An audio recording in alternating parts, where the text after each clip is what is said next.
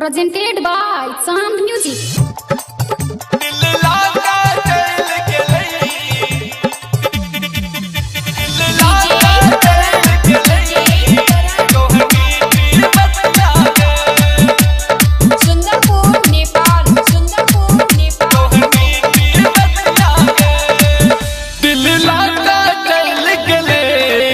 तोहर मीठी बतिया गे दिल लागा चल गले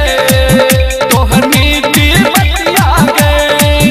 देखी रात में आवन निंदिया हो देखी रात में आवन निंदिया कोन टोना नहीं के गले गले दिल लागा चल गले तोहर मीठी बतिया गे दिल लागा चल गले तोहर मीठी बतिया गे तोहर मीठी बतिया गे दिल लागा चल गले तोहर मीठी बतिया गे चांद रिकॉर्डिंग स्टूडियो मलंगवती सरलाही नेपाल तोहर मीठी बतिया गे स्वर्ग सचल काले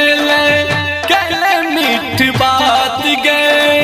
हर दम याद आवे बीतल बात गे बीतल बात गे स्वर्ग सचल काले कहले मीठ बात गे हर दम याद आवे बीतल बात गे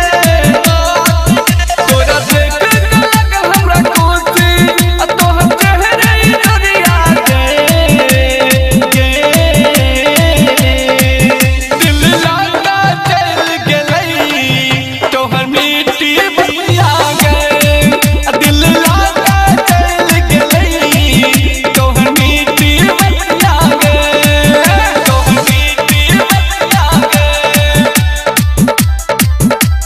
मीठी बतिया गे दिल लागा चल गले तोहर मीठी बतिया गे पहिले तू जादू केले तब केले टोना तोरा बिना मुझे अब होम के कोना पहिले तू जादू केले तब केले टोना तोरा बिना मुझे अब होम के कोना सिंगर संतोष बगले अकेला दिल कहन दर्दिया गे दिल लागा चल गले तोहर मीठी बतिया गे दिल लागा चल गले तोहर मीठी बतिया गे देखी रात में आवन निंदिया हो देखी रात में आवन निंदिया कोन टोना नहीं के गले गले दिल लागा चल गले तोहर मीठी बतिया गे दिल लागा चल गले तोहर मीठी बतिया गे चांद रिकॉर्डिंग स्टूडियो मलंगवती सरलाही नेपाल।